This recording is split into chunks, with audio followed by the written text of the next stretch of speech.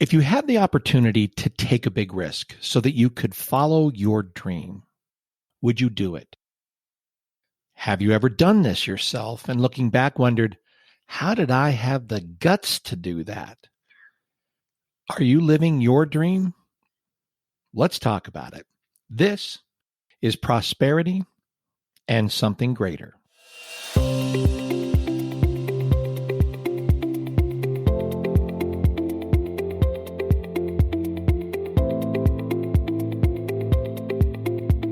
My guest today is Dr. Jeffrey Lehrman. Dr. Lehrman, recently named one of America's most influential podiatrists, is in private practice in Fort Collins, Colorado, and operates Lehrman Consulting. He has a very long list of professional accomplishments, which you can find in his bio. A bit more information here. Dr. Lehrman is a certified professional coder, and in his role as a consultant to the American Podiatric Medical Association Health Policy and Practice Department, he serves as an advisor to the APMA Coding Committee and the APMA MACRA Task Force. He is an adjunct clinical professor at Temple University School of Medicine, and he's someone I've been looking forward to interviewing for a long time now.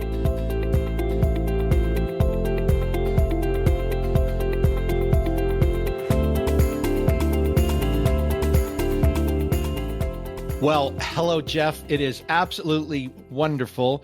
My guest today is Dr. Jeff Lehrman, who I'm just going to call Jeff. He's a national expert, incredible doctor, and a very, very good friend. Jeff, thank you so much for being on Prosperity and Something Greater. When I conceived, actually, this is true.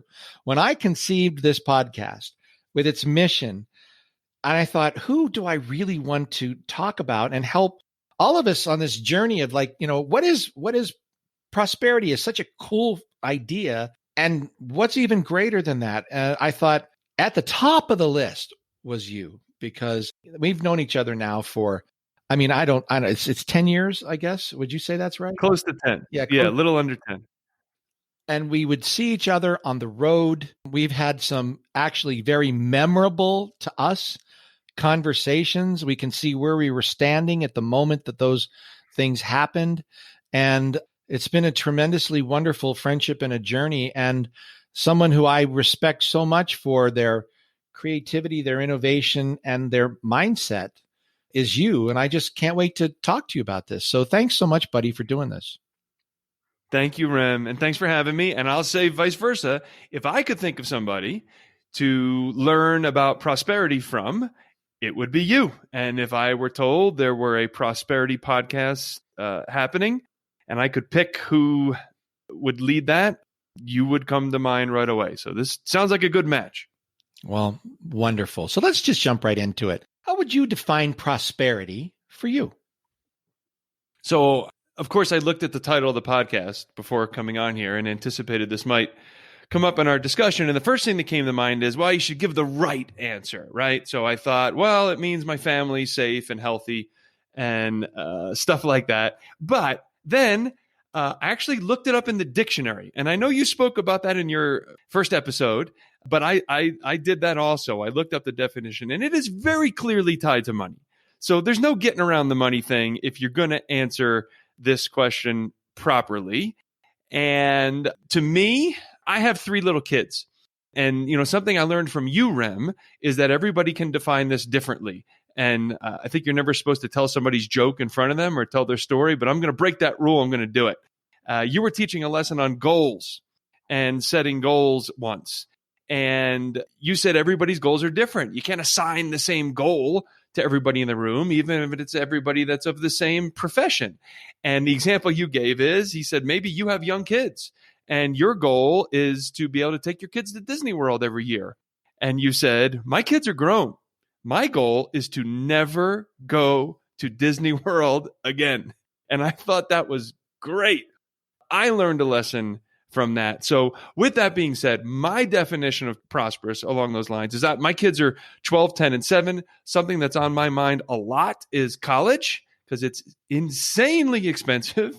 And to me, prosperous means that my kids will be able to go to the college that they want to without finances limiting them. And that drives me. It's a motivating factor for me. So I don't necessarily have a number or what kind of house I want to have or what kind of car I want to drive. I want my kids to be able to go to school where they want to go to school. And if I got that, if I achieve that, that's my prosperity. Well, I love that. Let's address the most important part of what you just said first.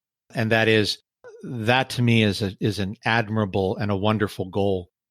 That goal was shared with me years ago by John Juliana. And I remember thinking, you know what? I like that. And I'm on the opposite side of that now, Jeff, and it feels really, really good.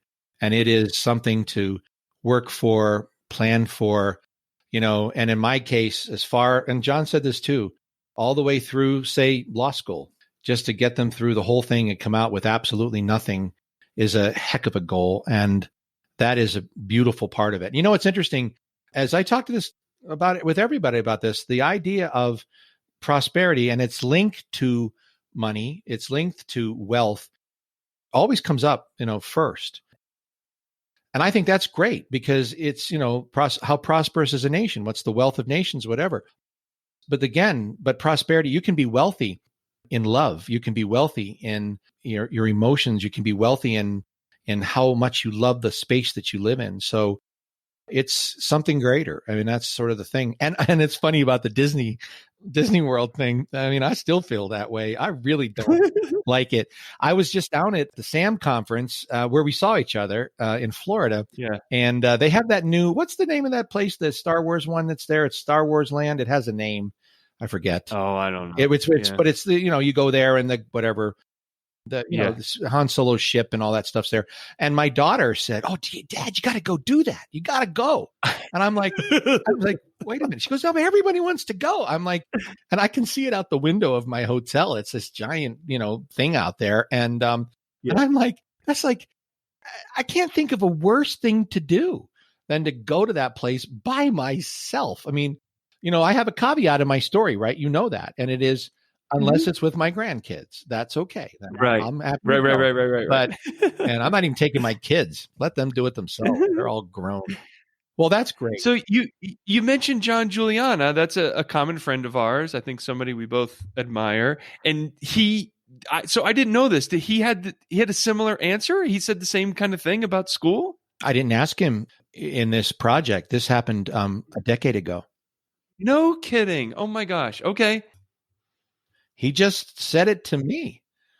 Okay, I see. He and I were having a conversation probably at Lago Mar down at an AAPPM meeting in Fort Lauderdale, Florida. And in just the course, it might have been over a glass of wine. And John said, "Well, one of my goals is to do this." And I sat there and I listened to him and I thought, that's a really good goal. I am totally stealing that. And I prepared. I prepared long and hard for that.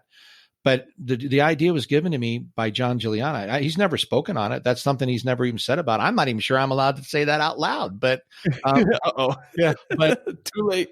But he inspired me, and I think, and your kids are young, so you have the time to do it. That's a gift that you can give your children. That there's almost nothing outside of self-respect and confidence and self-love that you can give them that's better, because it unburdens them in so many ways. And I've seen that with my adult kids. So good for you. I love that. Yeah. And it's less so like for me, if they have to have a little bit alone, that's fine.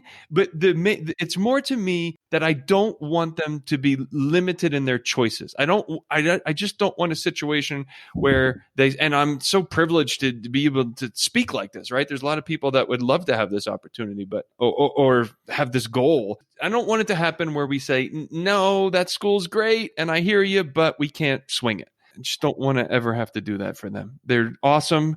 And I want them to have the opportunity. And we all want that. Everybody wants that for their kids, and everybody can do some version of that.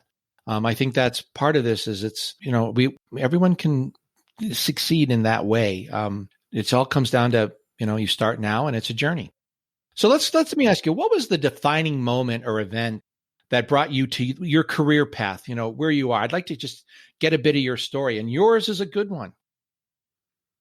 Yeah. Well, I could do a really short version. I feel like the long version's a bit self-indulgent, but if you're a guest on a podcast, maybe that self-indulgent is allowed. Is that I fair? did ask you to tell us about your story. Yes, right. All right. So you may have mentioned this in the introduction, but in addition to being a podiatrist, I'm also a certified coder, and I still see patients once a week, but I've transitioned to being a consultant, helping mostly docs with coding, compliance, documentation, as well as the American Podiatric Medical Association, being a consultant in their health policy and practice department. And that's my biggest commitment. And that's a big departure from being a physician and going into an office every day. So how did I get there? I was in private practice, not doing any of this other stuff for 9 to 10 years before any of this happened. And being in private practice and running my own practice, you have to be aware of the rules. And because I wanted to know what was happening and how to do things right and be compliant, towards the end of my residency, I started to learn about coding. And I guess you're never supposed to mention people's names when you do this kind of thing because you're inevitably going to leave somebody out. But I'm going to make that mistake and I'm going to do it. During my final year of residency, you do rotations and you spend time in lots of other podiatrist offices. And most of the time, it's very clinically focused. And as a surgical resident, you're normally super focused on surgery, which I was guilty of. And surgery was cool and sexy and exciting. But one podiatrist, Dr. David Samuel, when I came to his office, he said, that's all fine, but you got to learn how to make a living. And he introduced me to the concept of coding and documenting and doing things right and following the rules. And his quote of, you have to be able to sleep at night, knowing you're doing things right. And that was really my introduction. And it was super interesting to me. I don't know why. I think it's sort of like saying to somebody, you like the beach. Why do you like the beach? I don't know. I just like it. It was interesting to me. I dove into it. I wanted to learn more and more. And over the next many years, learned as much as I possibly could, really just to make sure I was doing things right in my own practice. But then, as part of that, I subscribed to all the emails and the listservs and the mailings that came and got involved with the American Podiatric Medical Association on their coding committee. And then the real jump, this is funny, this is going to tie back to the same Dr. John Juliana. I, at the time, was living in Pennsylvania. There's a Pennsylvania Podiatric Medical Association, and they have an annual meeting every year that you and I, Rem, have both been at, the Goldfarb Foundation meeting. And Dr. John Marty at the time was the educational chair, and he puts out a call for speakers. And I later ended up on the planning committee. And I now know that when they have somebody new and fresh that's never really spoken before, they stick them on Sunday morning to try them out. And I wanted to educate. I felt like I had something to share, and I applied to speak. And I was chosen by Dr. Marty and his committee at the time and put on Sunday morning. And I now know it was because I was a newbie. And that conference, I went and I spoke on Sunday morning, and sitting in the audience that day was John Juliana. And I knew he was there, and I knew who he was. We, of course, didn't know each other at the time. And I saw him sitting there and was excited that he had heard me talk and hoped maybe he liked what I had to bring. And I wrote him an email that night because he had his email on his slides. I wrote John Juliana an email that night and said, you were in the audience, want to touch base? And it took off from there. And he invited me on the spot. He connected me with Dr. Hal Ornstein, invited me to the next AAPPM, American Academy of Podiatric Practice Management meeting to speak. And that's where you and I met. And it took off from there. And my involvement grew and grew. I did more and more with coding. And then fast forward, Dr. David Samuel, who I was actually working with at the time, was very kind and patient with me as my interest grew, and I became more interested in doing all this other stuff in addition to practicing. And I was absent from the practice and traveling and speaking and writing. And finally, really, it got to be a burden, and it got to be too much on the practice. And now I can credit you, Rem, and I'll tell a story here that you and I recently reflected on, that I was trying to do everything. I was trying to be a full-time podiatrist and a full-time consultant. And I said this to you, Rem, but I'll share it with the audience. If you have any type of public persona, people tend to, it's real easy to pat you on the butt and say, you're doing great. Thanks. Everything's awesome. But it was you, Rem. It was 2015. You and I were speaking at the Washington State Podiatric Medical Association meeting together in Tacoma. And you and I were on the same track. It was early in the morning. We were getting our stuff set up and we had just come together, and you said, how's it going? And I probably said something like, oh, I'm doing a lot of travel. And you said, you need to decide what you want to do. And you said it sternly. You said it with love. And man, were you right. And that drove me to realizing I needed to make a decision and I needed to pick one or the other. You can either be a full-time podiatrist or a full-time consultant, but you can't be both. And I want to credit one other person, and that's Dr. Ross Taubman, the current president of PICA. And as I was making this decision, he said to me, you need to follow your heart. That advice meant a lot to me, and I'll stop carrying on here because I need to credit one more person, and that's my wife. Because really where this all accelerated for me was Dr. Harry Goldsmith became ill, a very untimely illness, way too early. He had the position that I now currently hold with APMA. And he and I had even discussed that someday I might like that position when the time came, but we thought it was many, many years off. I loved that man, a mentor to me. I learned so much from him. He got sick. He got cancer. He died very quickly.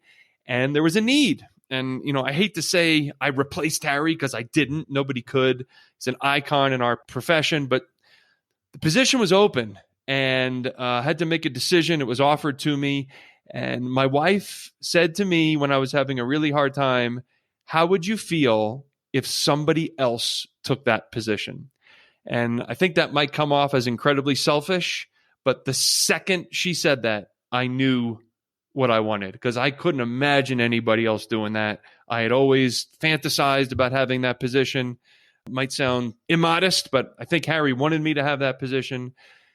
And that was it. When she said that, that was it for me. And that's when I knew what I was doing. So long story, but it's how I came to be where I am. And I wanted to credit a couple people along the way, including you, Rem.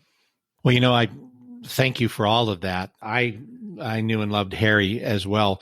One thing about Harry that I just will always have is we have the same birthday. Yeah, that was always kind of cool. So, and on my birthday, I never knew that. I'm so glad I know that. I never knew that. Yeah, So I would always think, Harry, like, how you doing? Happy birthday. And I had another one that happened on my birthday. My beloved grandfather, maternal grandfather, my mom's dad, he passed away on my birthday, and I was with him, and it was a really positive, wonderful thing. And I always remember him too on my birthday. So let's move on. Let's shift gears a little bit. And so Jeff, so here's the thing. We all have challenges and we all have obstacles that we face. I mean, can you share what you deal with, on your daily journey and what can trip you up? Exercise. That's my thing. This might be a different answer than you expected or what you've had for some of your other guests, but fitness is super important to me. My dad, whose genes I have all of, we are the same person on a molecular level. My dad made some unhealthy choices, did not live a healthy lifestyle, was not fit, and he had a heart attack at 62. And the last decade plus of his life was awful for him. And that was the year 2000 he had that, and that had a huge impact on me. I didn't want that to happen to me. I lost a ton of weight, got into running, and just adopted a lifestyle that works for me, which involves running 6 days a week and trying to eat healthy. And that trips me up because it's super important to me. And a lot of what you and I both do, Rem, involves travel. And man, traveling is hard on an exercise regimen. I think if you're home all the time and you get into a routine, it's still not easy. It's still hard to go out that door just about every time for that run. But traveling makes it tough. I'm one of those crazy runners that when I don't get my run in, I get wacky and grumpy and all I can think about is getting that run in. And traveling makes it hard, right? Like if there's some of these flights, it's a 3:30 wake up at the airport by 5. And then when you get to where you're going, you work all day. And when I don't get my run in, that trips me up, changes my mindset. And that gets to me. And it even it's on my mind. It works on me and I'm consumed with it. And when I have the option, I like to do it first thing in the morning and get it out of the way. It makes me feel better. I feel healthy. I feel better eating. I feel like I can think better. And I know that's a wacky runner thing, but it's my thing. And that's something that trips me up. If I can't get my run in, it has an impact on me. And then this is going to sound crazy, but it should work the opposite way. But for some reason, for me, if I don't get the run in, then I'm more likely to make poor choices when I'm eating. Like it should be the opposite, right? It should be if I don't get my run in, I'm going to be more careful. But and maybe this requires some kind of psychotherapy. But for me, it's almost like, well, I let that go. Now I'm going to go let this go too, and it's a downward spiral, and then I don't feel good about the choices I've made. So that's what can trip me up. I blame it on travel. I have some strategies to overcome it, but that's what gets me. Boy, I agree with you on the travel thing. As you and I are recording this, we're in the middle of the COVID-19 crisis that is affecting everyone. Nothing good about this, except I can't travel. So we're not dealing with any of that. And I thought, hey, if there was ever a chance to lose some weight, boy, it is now. I go to the grocery stores and I think, they still have food. Shucks. I mean, it would be great. I'm kidding about that, but it's, yeah, it is an opportunity. The travel thing, and you're dealing with it much better than I am. And you know how big a goal this is for me and how I struggle so much with it. And I admire how you have managed it. And, I think that dynamic you just talked about, where if you don't get your run in, then you also eat unhealthy. I think a lot of people can relate to that. I think that's a very common thing. And this is important. You're going to have little mess ups all the time. Jump right back on. Get right back on. Don't say, oh, well, I guess I'll worry about that next week. No, now. Jeff Olson wrote an incredible book called The Slight Edge. These things that make you happy and healthy are easy to do. They're also really easy not to do. So you might say to yourself, all right, well, I couldn't get out today because there was lightning everywhere and I couldn't get my run done for whatever reason. And then you can say, but you know what? I'm going to have excellent nutrition today. And that's my goal today. So let me ask you another question then, Jeff, on kind of the same side of this. But what's the top strategy that you use to keep you heading in the right direction and not slipping into old habits or losing your focus? Yeah, well, I'm going to reference two things we've already talked about because, the strategy to keep me going is to avoid the thing that trips me up. I think that's important, right? One of the things that could derail me is the very thing that I just described that trips me up. And that's, for me, fitness and get my runs in. And a lot of time, well, most of the time, I try to be really good about it, is make a rule that just says nothing is stopping me. Nothing. There is nothing that's going to stop me from getting this run in. I don't care what the schedule says. I don't care what time that flight is. Nothing is stopping me. If I have to get up at a ridiculous time in the morning, I'm doing it. If I'm going to go to bed late, I'm doing it. If it's raining, I don't care. If I have to tell somebody I'm going to be late to a social function, too bad. This is me. This is my thing. It's important for me. And I'm, that's easy to say. And normally I'm pretty good about it. And that has led to some insanely early morning runs before early flights. But I'll tell you what, I have never, ever regretted it. It sounds corny. If you're not a runner, you might think it's nuts. But if there's any runners listening, you'll probably shake your head. I have never regretted going on a run in my life. It's sort of like that there's no bad day fishing thing. Never. It's never happened. It never. Once 30 seconds in, you don't feel the cold anymore. You don't care that it's some crazy hour in the morning. So just deciding nothing is going to stop me from getting this in. That's what keeps me, and the motivation of my kids, and thinking about that, what the goal is, what prosperity means for me. And that's what drives me. That's what keeps me going, is making sure they can go where they want for school. Our friend, Dr. Mary Beth Crane, often says that exercise, she says, don't underestimate exercise. It's the best drug there is. And she's a major advocate for all of it. And you guys inspire me. Every day you inspire me. Yeah, and I don't want to proselytize. I know that could be a turnoff. Like maybe somebody's listening who can't run, or who knows. Everybody's got their own thing. And I don't want to be the person that says, everybody should run. It's great. It's my thing. It's what works for me. Everybody's got their own thing.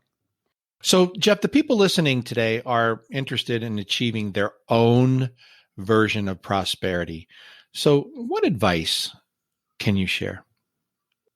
I'm going to steal what Dr. Taubman said to me. Follow your heart. Follow your heart. There is no substitute for loving what you do. And then we can go back to where we started when you said define prosperity. And I wanted to go to all the touchy-feeling things about loving your job and wanting to get out of bed in the morning. But man, that it is. And I stuck with the money thing because the dictionary told me I had to. But you can't be prosperous by my definition. I gave you the answer based on the dictionary definition, but by my definition, you can't be prosperous if you're not doing what you love and you haven't followed your heart like Dr. Taubman encouraged me to do. And I'm happy because I really love what I do, because I followed my heart and I knew what my heart wanted. And when I had to make that difficult decision, when Dr. Taubman said, follow your heart, there was no question what my heart said. The doubts, those weren't from the heart. That was money and taking a risk, where I was going to live and disappointing others and stuff like that. My heart, there was no question. So, if there's a decision that needs to be made, in my mind, the first thing is, what does your heart say? And you can't go wrong if you follow your heart. And that's my advice to those that are looking to find prosperity. And it is absolutely spectacular advice. And you followed your heart. And I love the question. How would you feel if someone else did this instead of me?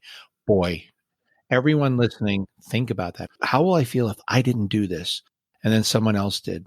And then the other thing you did, Jeff, was you took a risk. You took a big risk, leaving, regular private practice.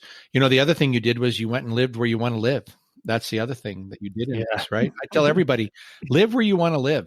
It turns out, in every community in this entire country, there are signs. They're posted everywhere that show you the way out of town to any place you want to go. So, you were in Pennsylvania and there were definitely road signs that said, yeah, Colorado's this way. You can go this way. Right? Yeah. Yeah, absolutely. I mean, if you say, God, send me a sign, there's one that says west. Boom. Yeah. So what Rem's referring to is I lived in Philadelphia my whole life. 20 years ago, roughly, married my wife and dragged her back to Philadelphia. And she did not like it there. She is not an East Coast girl. And she went to undergrad in Colorado, where I now live. She wanted to move to Colorado for a long time. And she talked about it for a long time. And this change in career, and that was not why I changed, but the change in career really allowed us the opportunity to live wherever we wanted. And I have to say, now living here, she was right about everything she said. The lifestyle, the air, the outdoors, the activities, the pace of life, the quality of life, the weather, nice location to raise children. I miss my city. I got to keep it real. I do miss my city. But she was right. And yeah, even that was a risk, right? We moved out here. We didn't know anybody. But we followed our hearts, followed my wife's heart mostly. But it worked out for everybody. Well, Jeff, I'm going to ask you a question that I'm asking everybody, and it's this one. If you were a toy, any toy at all, what would it be and why? Toy. I know you had asked other people this question. I don't know, man. I don't think I have that creative. I'm a good worker, man. There's a job to do that I could do, but the creativity part, I don't know that that's my strength. I even cheated and asked my oldest daughter for help on this one, and she came up with nothing. So here's what I got, and it feels a little, again, maybe self-indulgent. I think I'm a good worker, and when something needs to be done, I will not stop until it's done. So that made me think of maybe something you wind up, and a little thing that walks, and it just keeps going and going and going. That's the best thing I could think of. Probably not the most creative answer, but I tried to think of my personality and what my strength is, and that's the closest thing that came to mind. And any answer is a good answer and the right answer. Mm-hmm. So that's great. Absolutely. Okay, so one last question for you, and then I'm going to let you go.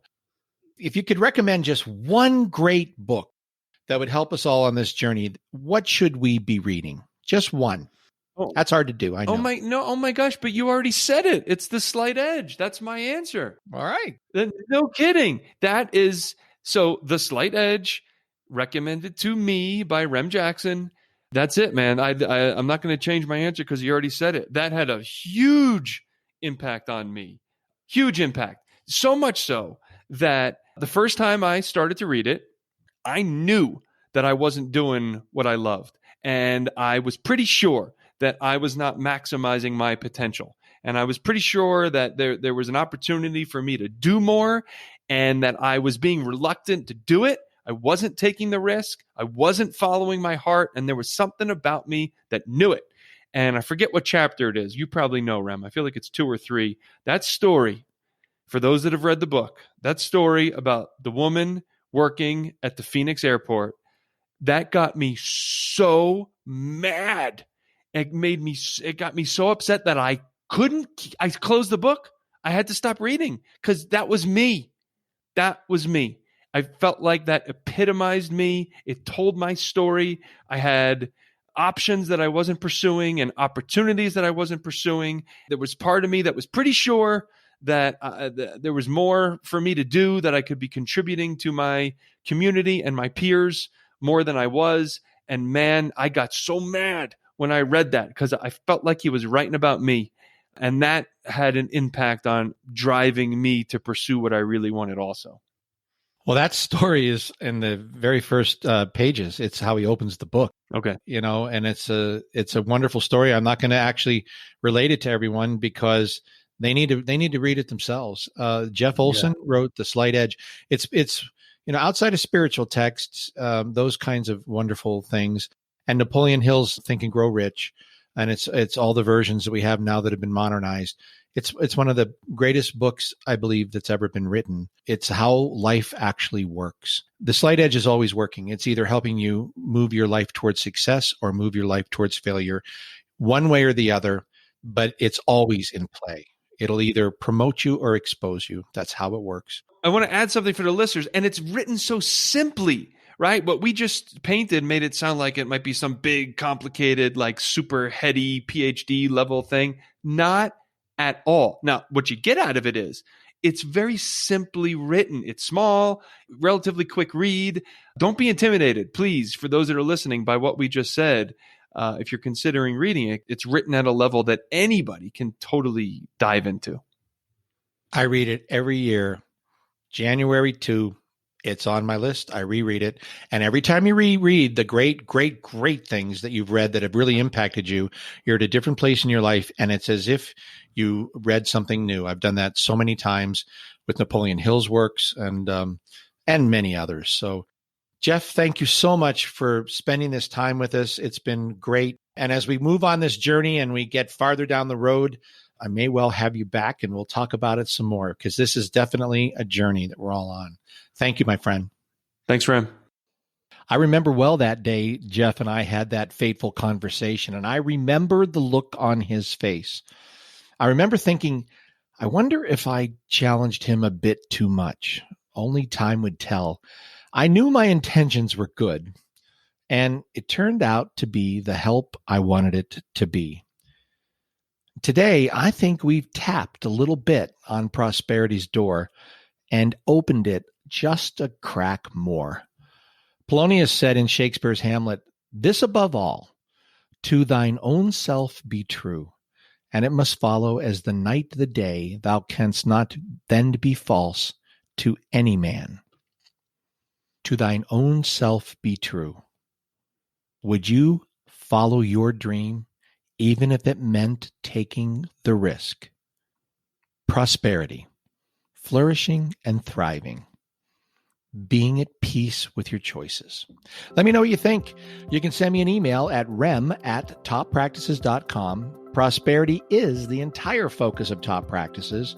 Most doctors are struggling with the business of medicine, and those that aren't truly understand that through associating with other successful practitioners, they can take their practice to the next level or something greater like prosperity. Prosperity in business is a function of mindset, marketing, and management. And that's our mission at Top Practices. You can find out more about Top Practices at our website, learn about our marketing and management programs for doctors, our workshops, and our annual summit. Until next time, this is Rem Jackson. Smile when you wake up and then have a really good day. Nothing is more important.